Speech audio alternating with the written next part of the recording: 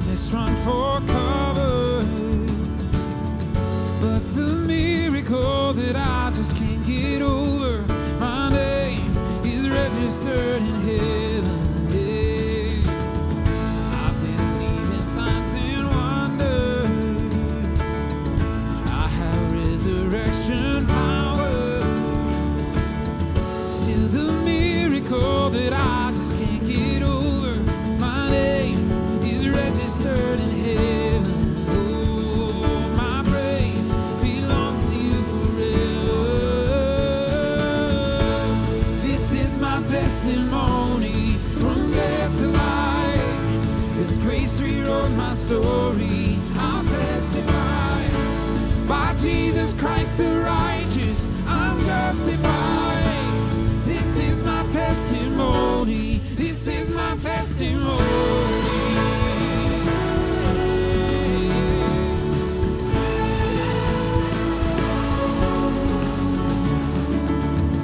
Come together, sons and daughters, bought with blood and washed in water. Sing the praises of the Spirit, Son, and Father. Our God, He'll finish what He started. Oh, yes, our God will finish what He started. This is my testimony from death to life. This grace rewrote my story. I'll testify. By Jesus Christ the righteous, I'm justified. This is my testimony. This is my testimony.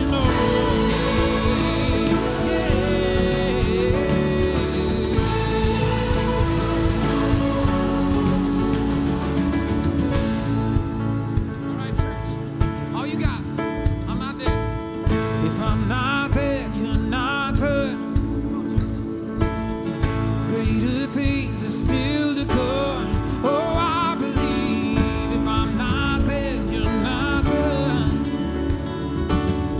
Greater things are still to come. Oh, I believe. If I'm not dead, you're not dead.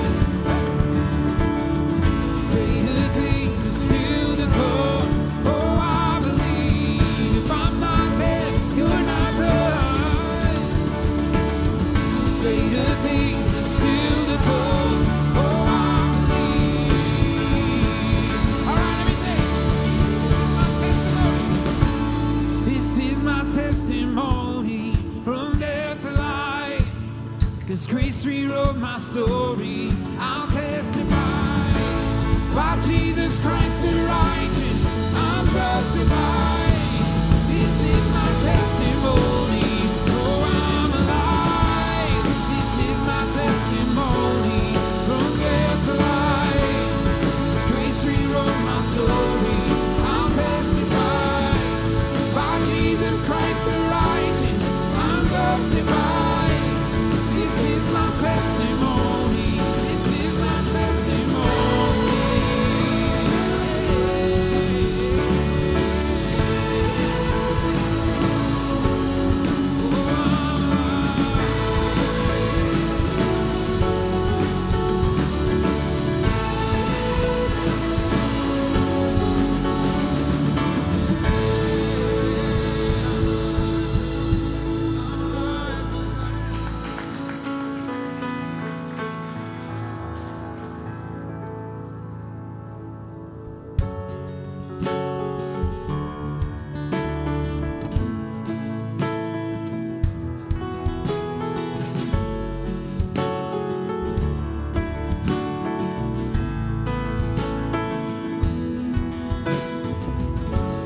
You're God of Abraham, you're the God of covenant, of faithful promises. Time and time again, you do just what you say. Though the storms may come and the winds may blow, I'll remain steadfast. And then my heart learned when you speak a word, it will come to pass. Great is your faithfulness to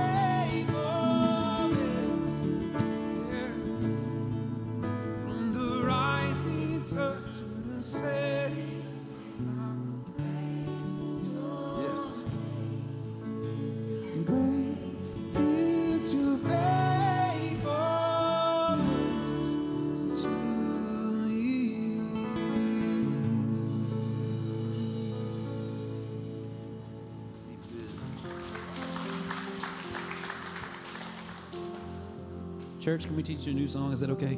Can we just take a minute and just, as we sing out these words, whether you know them or not, can we just take a minute to position our hearts before who He is and say, whatever's going on in life, God, here I am either way.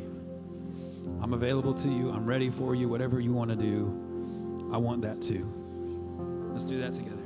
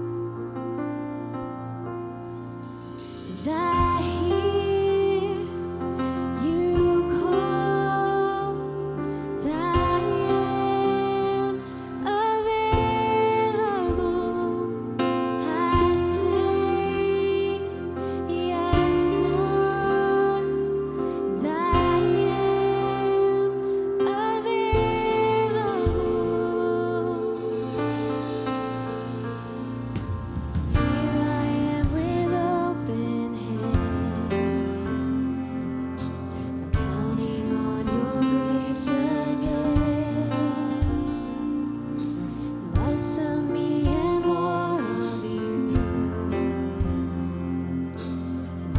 just wanna see you move.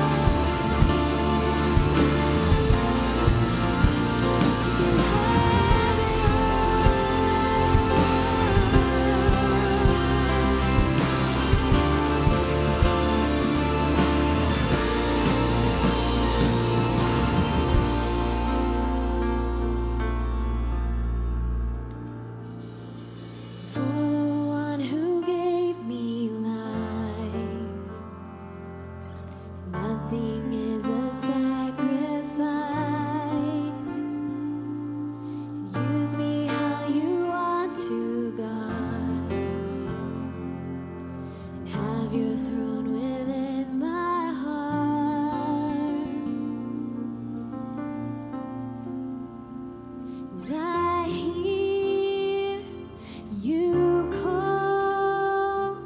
I am available. I say yes, Lord. I am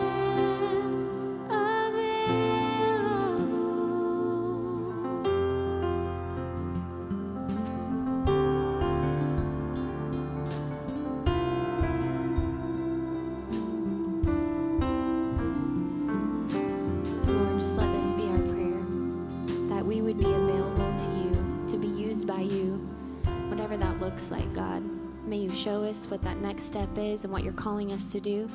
God, I pray for those that came in today hurting, broken, hopeless, anxious, grieving.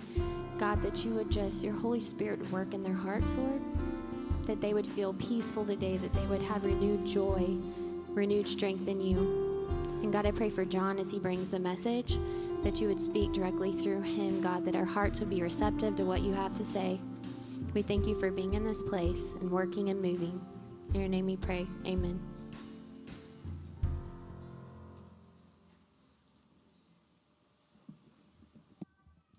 Sunday, everybody. How are we doing? Everybody okay? Yeah, it's been a long week of election and talking heads and bad football, but here we are today, and We're all together, so a lot going on, but glad you guys are here today. Matthew chapter 6 is where we're going to hang out today, and we're here for the whole month. If you were here last week, it's this teaching of Jesus' most famous sermon he ever did called the Sermon on the Mount. And before we get to it, I just want to let you know about our partnership class that's coming up this Tuesday evening at 6 p.m. here in the building.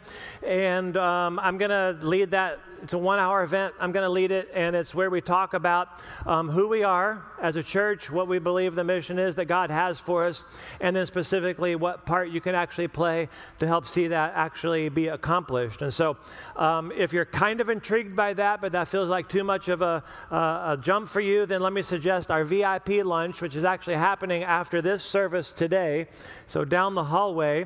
And that's where we just hang out with our staff. We provide lunch for you. You ask questions, you get to know us. No presentation, nothing like that. But because I'm giving you this last-minute opportunity, I still need you to register, okay? So you can do that while you sit there in the app, okay? So if you use the app, go all the way to the right. There's a More tab that pops up to events. Partnership is there, and VIP lunch is there as well. Okay, let's jump in if you all are excited about this. How many of you know that punctuation matters? Okay, punctuation matters. Yes, the teachers among us. But you say, well, what do you mean? Well, let me give you a couple of examples, okay? Well, look at these two sentences. This one says, I'm sorry I love you. And this one says, I'm sorry, I love you. Right? Those are different, aren't they? How about this one, the second one? A woman without her man is nothing. Well, that sounds one way, but how about this one? A woman, okay, without her man is nothing. You're like, yeah, that makes more sense, doesn't it? All right. How about this one? This is my favorite one. Let's eat, Grandma. Come on, dinner's ready. Or let's eat, Grandma. Okay, the punctuation makes a whole bunch of difference right there. And then I just took our series and I threw this punctuation on it. In God we trust, right? With some hesitation. There's a question mark there, some indecision. Or as a statement, right? In God we trust, okay? So it's an emphatic kind of a statement. And all we're trying to do over these few weeks in this series is how do we challenge ourselves to turn that from a question mark into an exclamation point, essentially. So last week I said none of what we're talking about could actually be understood apart from what Jesus says at the end of this section in Matthew chapter 6, verse 33. I'm going to do a really, really quick review. If you missed last week, you're going to catch up very quickly. Jesus said this, but seek first the kingdom of God, okay? And that just means anywhere that what God wants done is done. And his righteousness, so what is good and just and right, and all these things, okay, so all the things that we're talking about and what he has just mentioned, all these things that we tend to worry about and stress about and prioritize as important, all these things will be provided for you. And it's Jesus just saying, okay, listen, there's a principle here that if we settle the first things first, meaning, is God really the first place in your life, then everything else tends to fall into place, okay? So that's the God guarantee. And last week we just said, hey, there's really kind of like two ways to do things with what you have. There's this way over here where we gain and we acquire and we pile, and then we take all that stuff and we hope that it will be the security that we need to take care of us in our life. And Jesus said there's actually a different way to do that, and that is to lay up treasure in heaven or to support God's kingdom and what's true and just and right. And we landed on a couple of takeaways, just quickly review. Number one, my use of money reveals what I love. And that's pretty easy to figure out, right? And so if you take your time and you go, okay, how did I actually spend my time? What things did I think were valuable? You could just pull out your calendar and look at it and go, okay, well, I did that and I did that. Got it. Same way with your money, right? And if you want to know where your money went and what you thought was important, you could probably just open up your app on your bank account and go, okay, yeah, we did that. Okay, I got it. I remember, okay? The second thing was my heart will always follow my money. I mean, money is not a good thing. It's not a bad thing. But we will be invested, okay, wholeheartedly in whatever we think is most important. And so the question we landed on was this: how do I lead my heart towards God's kingdom and his righteousness, right? How do I actually use what I have to expand God's kingdom and righteousness so that my heart actually follows those things, right? Today we're going to add a little bit more to it, and we're going to ask this, okay? Am I serving money as my God, okay? Or am I using money to serve the one true God? Who's excited that you came today, huh? All right, awesome. That's the spirit. Because some of us go, you know what? Well, great. I brought a friend today for the very first time. And some of you are like, awesome. It is my first time. And I knew this was going to happen. This is why I don't come to church, okay? Because we always talk about money. So let me just be clear. This is not a message or even a series about money.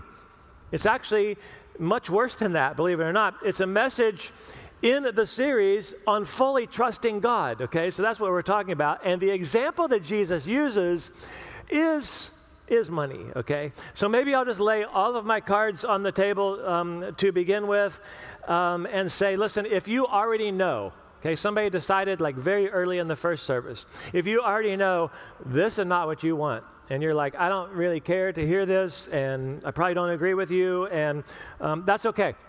When you get up to go refill your coffee, or when you get up to go to the bathroom, or this has happened before, you fake receive a phone call and you're like, excuse me, I need to walk out for a second. If you do that and you go to the lobby and you just keep going, that's okay.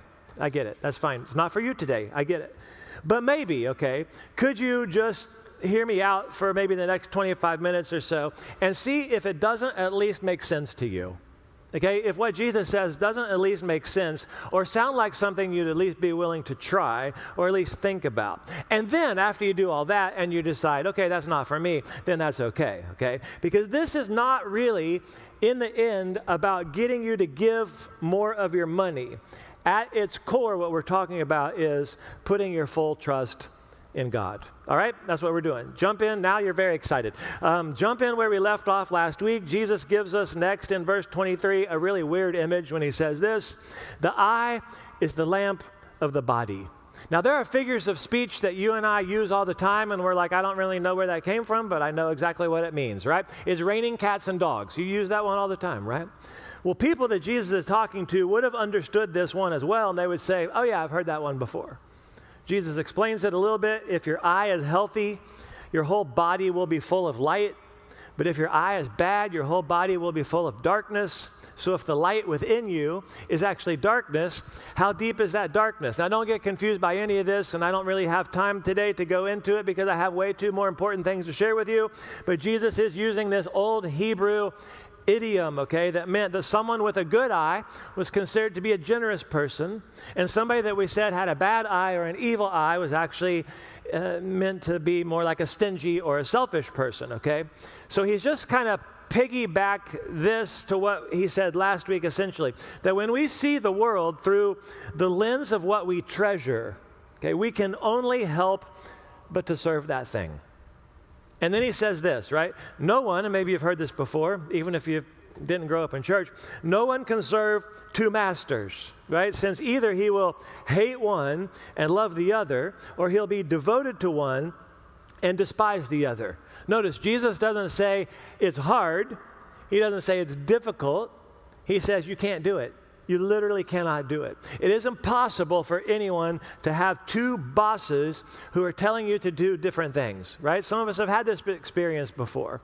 You're like, you got two managers, right? And they're both working that day, and one of them tells you to do this, and one of them tells you to do that, right? You have they're co-managers, right? Or you've had a boss and then somebody that thought they were the boss. That's probably more realistic, isn't it? And you're like, they feel like, it seems like they're in charge, okay? And you're like, I don't know what to do, right? How am I supposed to listen to both of you? I could do this, or I can do that, but I can't do both right now. And Jesus says, inevitably what's going to happen is you start to love one of those more than the other one.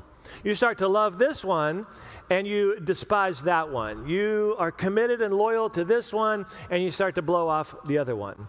And then you get to verse 24. Again, maybe you've heard this one where Jesus says, you cannot serve both God and money. Now, of all the things that Jesus could have picked out, right? If I would have left you a fill in the blank and say, hey, fill in the blank, you cannot serve both God and, we might say, Satan, right? You can't serve God and Satan. You can't serve God and the devil. You can't serve God and evil. Jesus says you can't serve both God and money. Because here's what Jesus actually knows to be true. He knows that when it comes to believing who or what can actually take care of us in our greatest time of need, he knows that the number one competition that he has for our heart and our devotion is money. right? The things that we own begin to own us, or the things that we grab a hold of start to grab hold of us. So it's not about having money. That's not what Jesus is saying. But rather, am I going to trust that God can actually take care of me in my greatest time of need? Or am I going to trust something else like money? So let's assume for a second, okay, actually for several minutes, that Jesus is correct. Let's just assume that what Jesus says here is okay, that's right, and it sure does make sense, okay? It produces a lot of different responses in us, right? We hear that, and one of the responses is actually anger. We go, you know what, I don't want any part of this, and this is ridiculous, and we resist the idea that we could actually not be trusting God. And this is what causes some people to actually get really upset and think that churches just always or only talk about money. Couple of weeks back, right, at the end of our service in here, we changed this a while back, but we'll give you the opportunity to come down to one of these tables after the service, and we'll say, hey, if you want to talk to somebody about what it looks like to follow Jesus, or you're ready to take a step of baptism, or hey, you're here today and you just want somebody to pray with you, just come down here, and these people would love to do that. And a couple of weeks back, at the end of the service, somebody comes down front, and I was like, okay, great, they probably need some prayer in their life, I don't know, but they start to get a little agitated, and they're raising their voice, and they're being argumentative, and they're starting to yell at the person at the table, and I'm like, listen, these are the sweetest, kindest, most humble, servant-oriented people. So I feel like this, I don't know that this needs to be said. Don't do that, okay? Don't do that to those people, okay? But this happened, and it escalated and got very angry, and what they're upset about was, you people only talk about money. You just ask for us to give too much, okay? And so I can tell you two things about that whole encounter, okay? Number one, his picture has been shared with our security team, and he won't do that anymore, okay? So that's number one. Two, and this isn't being judgmental, it's just making a qualified judgment, and those are two different things, and it's perfectly fine, an informed judgment. And listen, there are things probably going on in his life. Maybe he's had some bad experiences in other places, but my acceptable, informed judgment says, I think it's okay to question whether or not that Jesus truly ever has been the number one priority in his life. I don't think that question got settled. And so for some of us, when we hear what Jesus says here, it produces anger. Some of us hear this stuff and we move to despair, okay? Like we got some credit card debt, we got some school debt, we got some consumer debt, like we're two paychecks away from like having actually nothing. And then if we're the average American, okay, we're giving about maybe 1% of anything we have to a charity like a church, which is like $700 and some. And so we hear what Jesus says here and we go, okay, I want to serve God with what I have, but I just can't. I just can't do it. And this is going to sting a little bit, but I think it's helpful, and I'm willing to share it because I love you. But I'll just talk about myself. I think most of the shortages that I found myself in over the years are not because God wouldn't or God couldn't or God didn't, come through for us. But really, I made some bad decisions, right? I was the one who goes, okay, maybe I've overstepped my capacity and I let my heart kind of go after some different things and led it in that direction and put myself or maybe the family in a bad spot. And so what really happened was I had self-inflicted financial wounds, okay? And yet, sometimes we're tempted to complain, okay, that God wasn't taking care of us. So there's a little bit of despair. And that might move some of us, further to react with guilt and shame and go, man, I can't believe I dug that hole. I don't want to tell anybody about that. I can't believe we're in the situation where we can't actually, give to God first. And so, one, you just need to know, okay, there's grace for that, and Jesus covers that and takes that away. The question is, okay, well, what needs to change going forward? So listen, I grew up in church my whole life. I've heard a ton of messages about money. I've felt guilty a lot about having debt in my life. I've delivered some of those messages. And so when we talk about debt, we're not doing that in a way that's intended to produce guilt. That's not the way Jesus does it.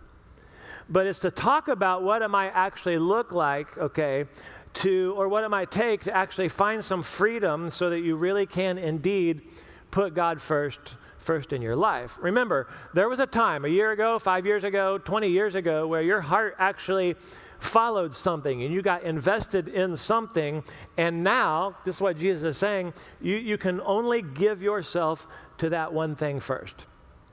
Now, let me just talk to guys for a second, because I think it's okay to call us up. Like if you're a dude, right? If you're a husband, if you're a dad.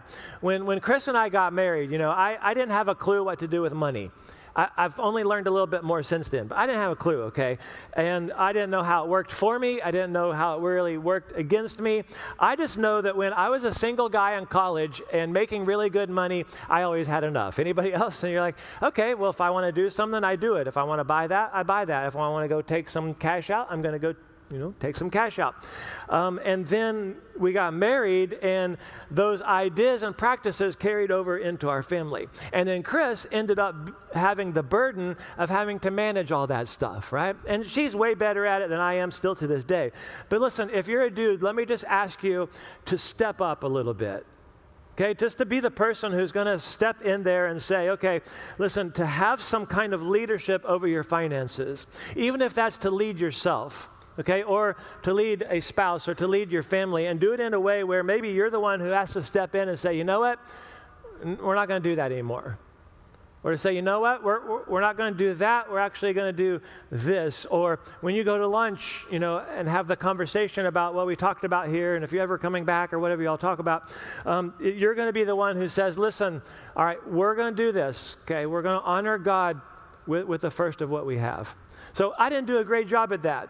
So we made some bad decisions, along the ways. And, we had a lot of medical debt because people need to do things, and so we could just never save. And it's like you just never get on top of it. And then in 2000, I was on staff with a church, and we're buying some property, and we're going to build a new building, and we're going to move from Portable into this new location. And so the whole church is going to go through this capital campaign to raise some money, okay? And so Chris and I prayed about it, and what can we do? And, we're in this situation, but what can we do? And then we said, you know what? After we say amen, let's just go look in the bank account. And would you believe that $25,000 had been deposited while we prayed? Do you believe that? I wouldn't, because it didn't happen, okay? That's not how it happened in the least bit, okay? But what did happen was we scraped, and we scraped, and we scraped, and we did extra stuff just to be able to make a very, very small commitment so that I didn't feel guilty about working at the church and nobody found out and I wasn't fired. We're going to make a really, really small commitment, okay? But what we decided to do was, and it took several years for us to get back in a better situation, and it was just one decision after another, but all along the way, what we were saying was, okay, God, we're going to continue to put you first, believing that you have promised to take care of us and that that's what's going to happen, okay? So 2022, 2 years ago here, we launched a thing called Forward, and we said, let's try to double our collective generosity to $4 million.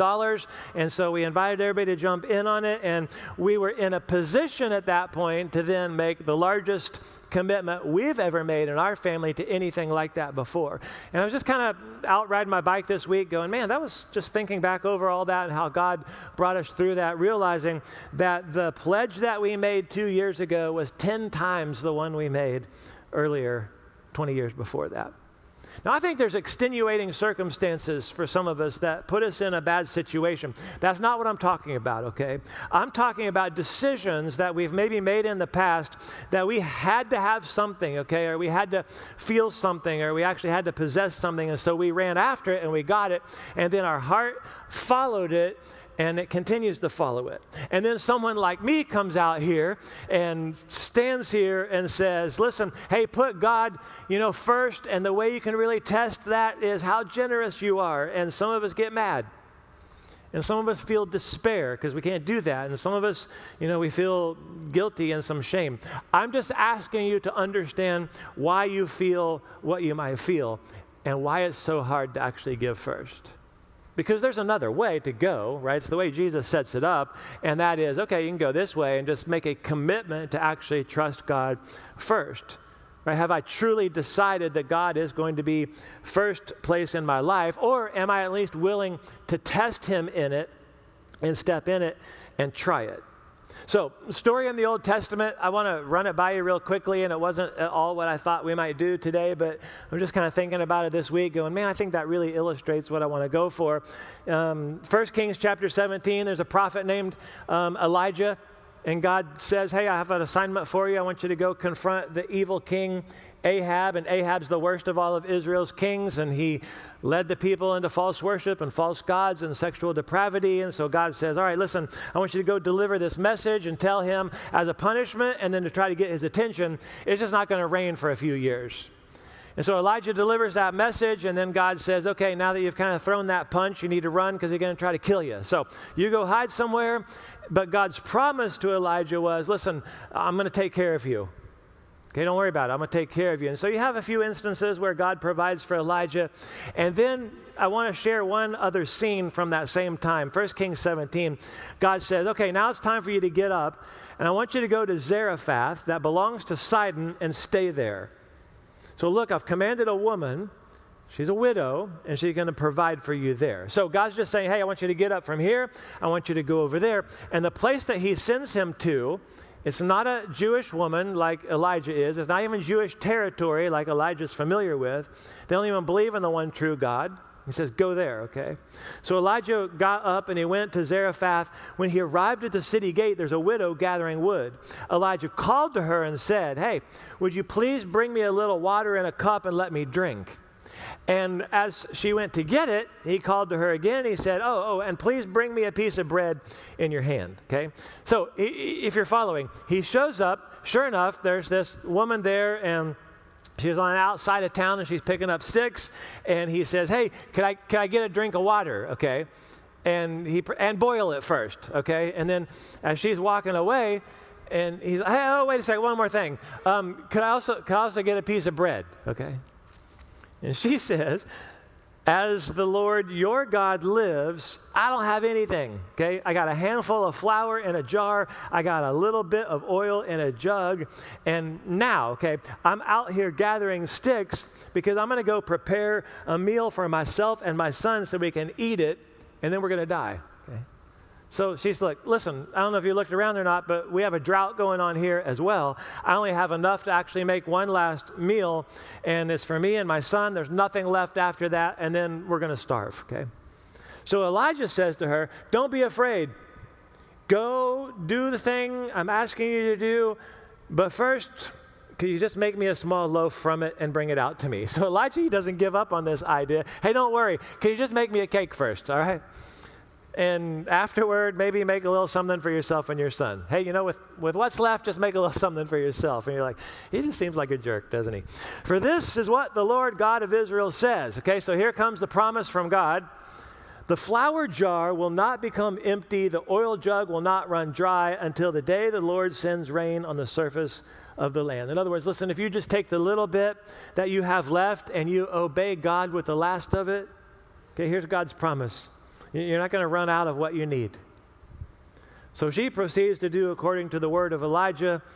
And then the woman, Elijah, her household ate for many days. Okay, the flour jar did not become empty. The oil jug did not run dry. According to the word of the Lord, he had spoken through Elijah. Okay, quick quiz time. Feel free to answer out loud. Did the promise make sense? No. Okay. Did she understand how it works? Probably not, right? When did she actually know that she could trust God?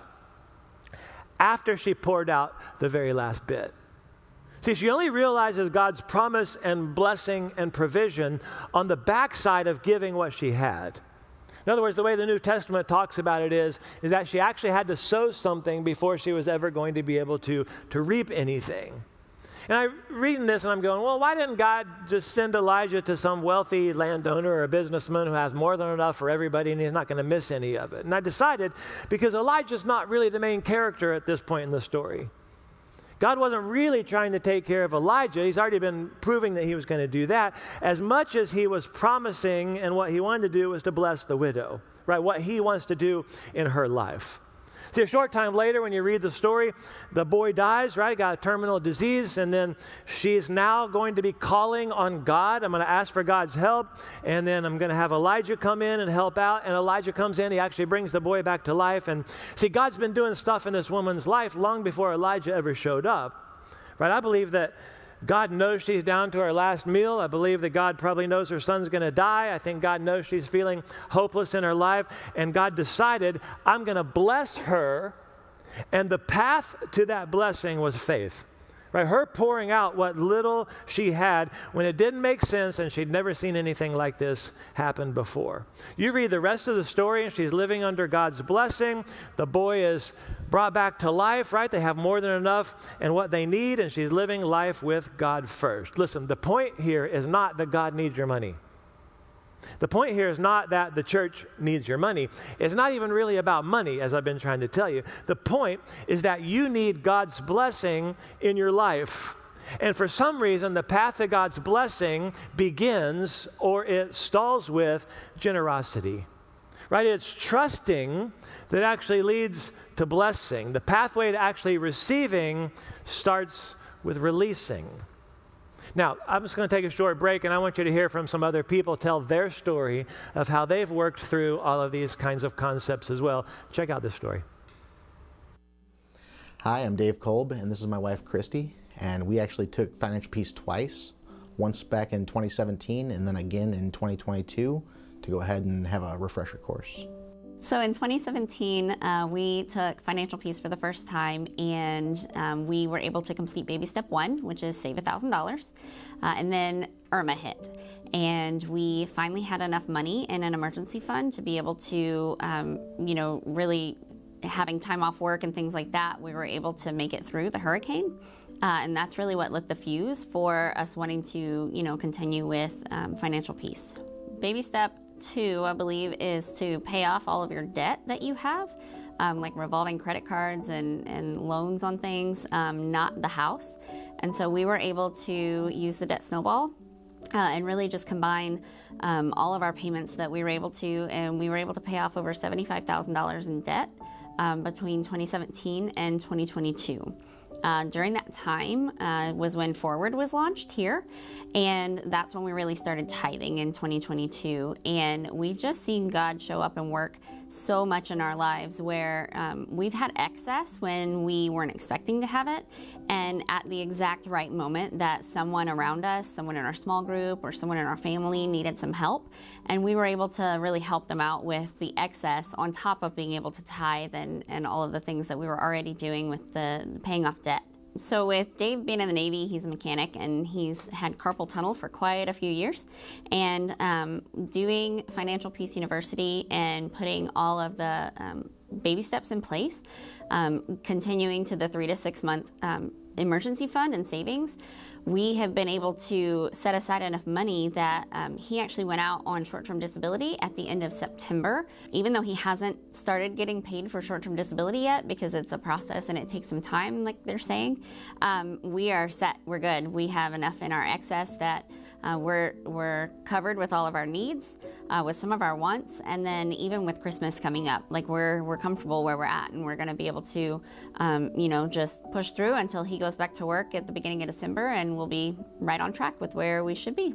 Some of the things that we were able to get past was, when we were newly married, we financed pots and pans, and we had a timeshare, and we were not the smartest of people with our funds, but going through this and paying off the things that we had, and just learning the principles behind it really allowed us to have a different outlook on the money, and being able to snowball everything together to get rid of our debt and be able to tithe and help people and just have a more happy lifestyle, not worrying about money. It's really been a blessing. We would not be where we're at today in our faith and in our finances if it wasn't for Financial Peace. If we could say one thing about Financial Peace, is just start with one step. Just start with one step and see how much it'll change your life, because it's changed ours in immeasurable ways. And knowing that finance is one of the biggest reason for arguments in a household, this has definitely given us a happier household. Absolutely. Yeah. A couple of things from their story. One, they mentioned several times something called Financial Peace, which is a small group. And if you're like, man, I would love to know some of the things that they know or be able to do what they did, I want you just to tuck that away because we'll offer that in January. So first of the year, you'll start hearing about that. That might be something you want to jump in on. The other thing I love that they talk about is how they were able to kind of get their whole financial piece figured out. And it happened when they started to really trust God with everything that they had been given. And then they got to not only receive the personal blessing, but they started to actually put things towards God's kingdom and his righteousness. So I love that. Now, y'all are sitting here, you've been sitting here the last few minutes or so. I know what some of y'all are thinking because I sat there before, okay? And it goes like this. I'm not sure we can do that. Or, okay, you want us to give more money to the church, whatever, just say that. Or you don't know my story, okay? You're right, I don't know the story. But here's what I do know. Let me take you the long way around, okay? I'm about ready to have a birthday, all right? Yeah, comes around quite regularly. I'm about to have a birthday in another week, Sunday the 17th to be exact, okay? So you could get me a gift or a card, but I don't know that I'll be here, so... By the way, if you ever feel like you just want to give me a card, just give me the $5. I'd be happy with that, okay? So I say that every year. Nobody listens to me, okay? But anyway, it's been a busy few months for us, probably 4 or 5 to be exact, and we've been through some things here around the church and, personal things, and we got some more of that in front of us. And so, we got these 2 grandkids we've talked about before, and we haven't been able to see them in a while. And so trying to figure out, can I go see them really quickly and then get back here? Because Sundays, that's my birthday.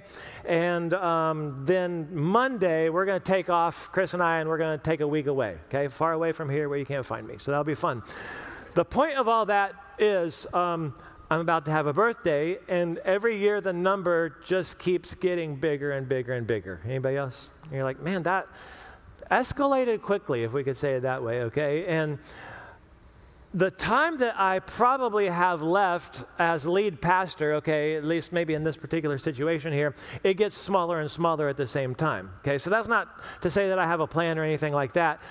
That's just math, okay? You understand it, okay? I'm getting older, my time's getting smaller. And so as that gets closer and closer, okay, and I see like how much time there might be and the money we have to work with and the opportunities are right there in front of us, like all that stuff just becomes so crucial to me. And so, again, maybe it's just getting older. Maybe it's like seeing how much time you have left.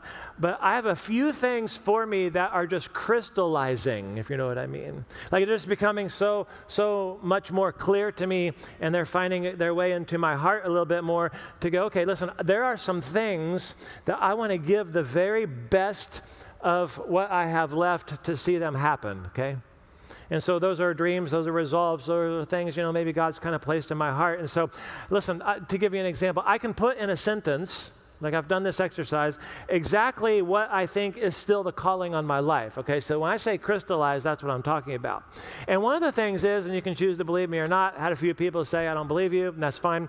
That's up to you. I don't really care if our church gets a whole lot bigger if it actually comes at the expense of making sure that Jesus is priority number 1 for us. And that I'm always calling you and challenging you to give everything you can in your life to trust in Jesus. And so I just want to give you a couple of these things that are crystal clear for me. And so one of them is that as long as they let me make some decisions around here, that we will continue to be a place where genuine seekers are welcome. Right? Hey, if you don't know church and you've never been to church and you're like, man, I'd love to try to figure that out, then you're welcome here, right? And so a place for people who, right, you're beginners. You're just learning. I just want to step into it. I just want to try to figure this out. I want to take a first step. Listen, I think this is a great place to do that. You're welcome here. I'm glad that you're here. Awesome. But it's probably going to get a little uncomfortable for others of us, okay? And so let me just step into it today. And I don't have a better term for it. and I don't mean anything poorly by it. It's just, I think it's going to get a little bit more uncomfortable for those of us who might just kind of be more like consumers. So what I'm talking about is trying to primarily call us up, okay, those of us who need to put a little bit of skin in the game, if I could say it that way.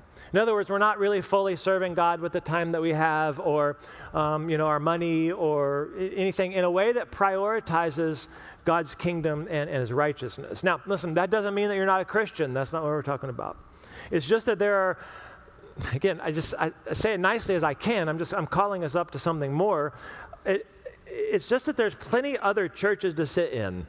Okay, and I don't know that what they're doing. I don't know what they're asking of people to do. I don't need to know that. I don't pastor that church.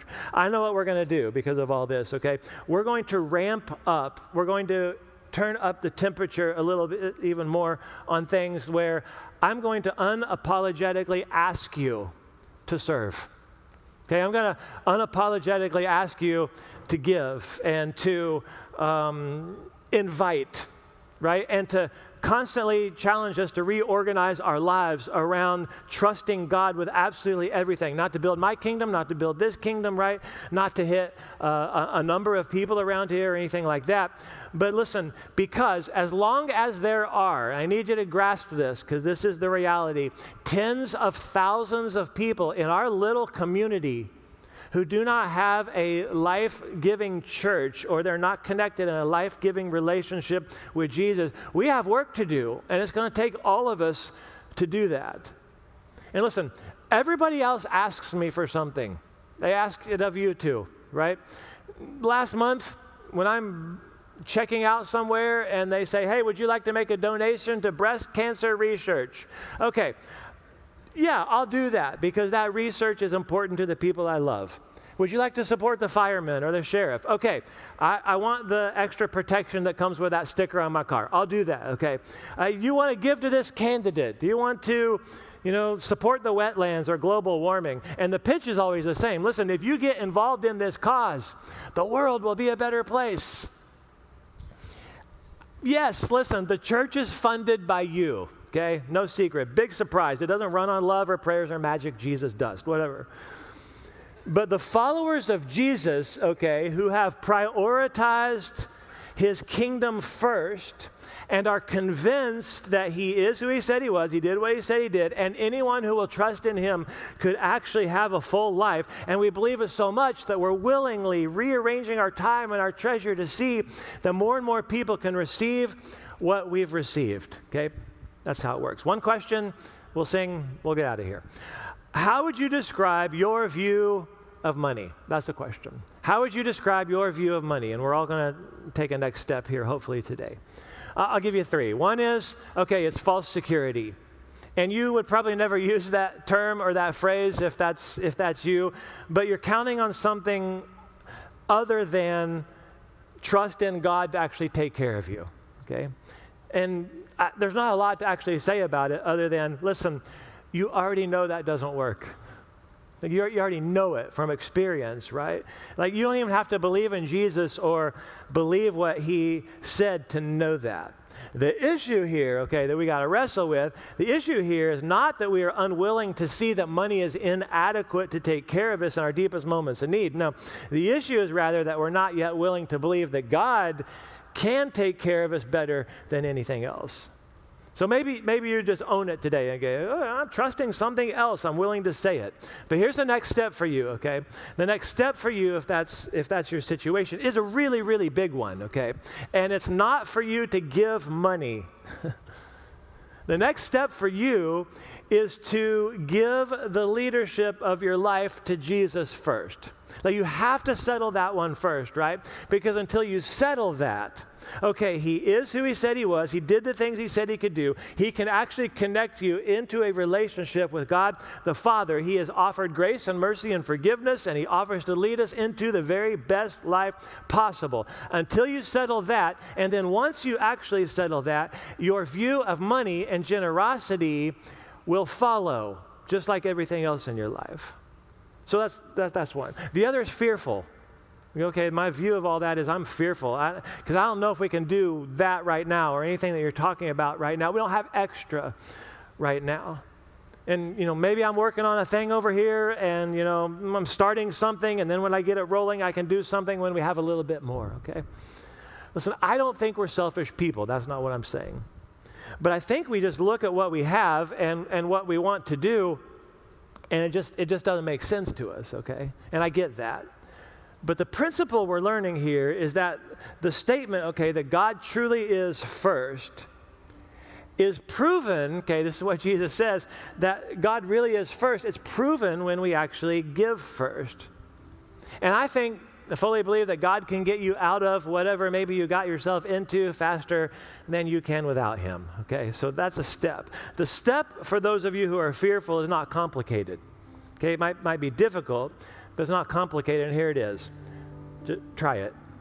And that's it, just try it, right? Give something, even if it doesn't make complete sense to you in this moment, right? Just test God's promise and see if he doesn't do what he said and take care of you and what you need, okay?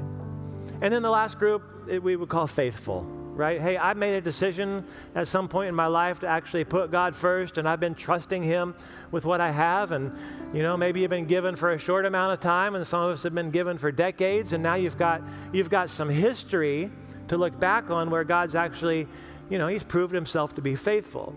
Here's the challenge for those of us who go, hey, I'm a faithful giver, is it can be easy for some of us to actually become comfortable after giving so long.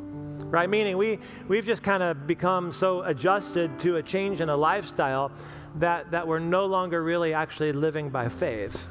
Right? We're coasting essentially in generosity. Like we adjusted our life around a new way of relating to money that we're not really trusting God anymore. So here's the next step for you if that's your situation. And that is, okay, can you just increase it? I mean, could you give 1% more? Is it 3? Is it 5? Is it 10? I don't know what that is. Those are the next steps, all right? Let's end here. It's an all play. Thought a lot about this sentence. I think it's true. I'll share it with you. Trusting God does not always lead to giving, okay? But giving will always lead you to trusting, okay? Trusting God as the starting point is not the pathway to lead you to giving. Giving is actually the pathway to lead you to trusting. Right? You don't likely learn to trust God and then give, but rather we learn to trust God because we're giving, right? So trusting does not lead to giving as much as giving leads to trusting. Again, I said it's not really a giving series or a money series. It really is a trust series. Because when we're willing to take a step and trust God with our money, that one particular area and what we have, why would we then not trust him with everything else we have? Okay? It's a high calling, big challenge, and I don't know how you're going to respond to that today, right? I mean, God's spoken to you today. Maybe he will in this prayer, in this song. There'll be a way for you to respond today. I don't know what that next step looks like, but I'm going to pray for you to take it today. God, we pray over these things today. God, for the words that you've given to us. God, the high challenge that is before us.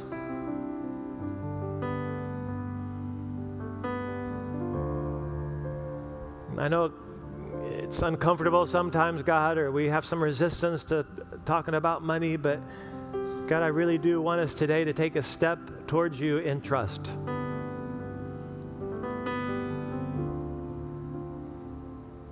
And I think some of us maybe came in here today and we got other things on our heart and our mind as well. You're like, man, I needed something different today, but maybe let the money part go and just focus on the trust. Hey, God, will you be able, can you take care of what I need in my greatest time today? I believe he can do that. So God, today we just want to very simply say that we want to take a step in your direction today to declare that we do indeed trust you. And we're going to pray these things in your name today. Amen.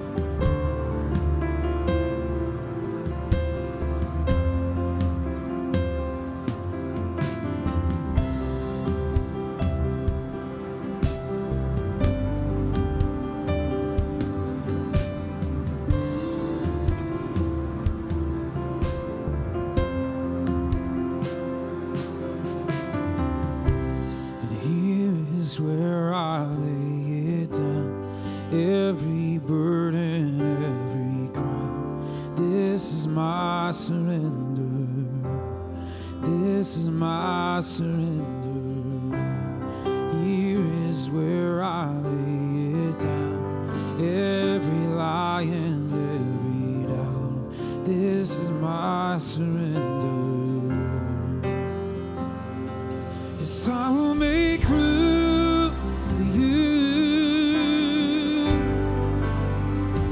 to do whatever you want to, do whatever you want to, and I will make room for you to do whatever you want to, do whatever you want to. Yeah.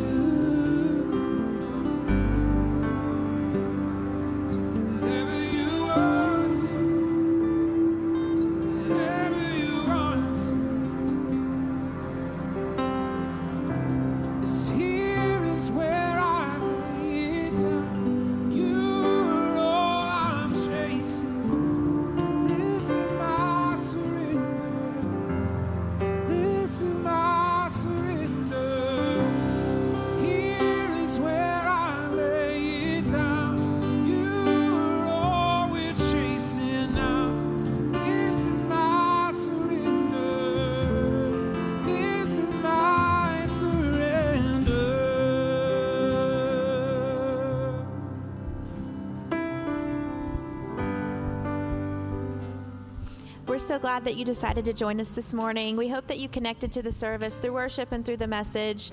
Again, if you came for the first time, we would love the opportunity to connect with you. And so the easiest way to do that is to scan the QR code on the screen. The first little picture there is going to include our online connection card. It takes just a few seconds to fill out, and it's a really simple first step towards getting connected here. If you're interested in any of the other next steps mentioned throughout the service, like baptism or VIP lunch or generosity, you can also find that information at the same link. Or if you're looking to connect with someone in person through prayer, or maybe them walking you through your next step, we have an amazing team up here at the front of these two tables that would love to take a few minutes to meet you, hear a little bit about your story, and help you make a decision and take your next step. We're so glad that you were here today, and we hope you have a great week, and we'll see you next week. Your voice.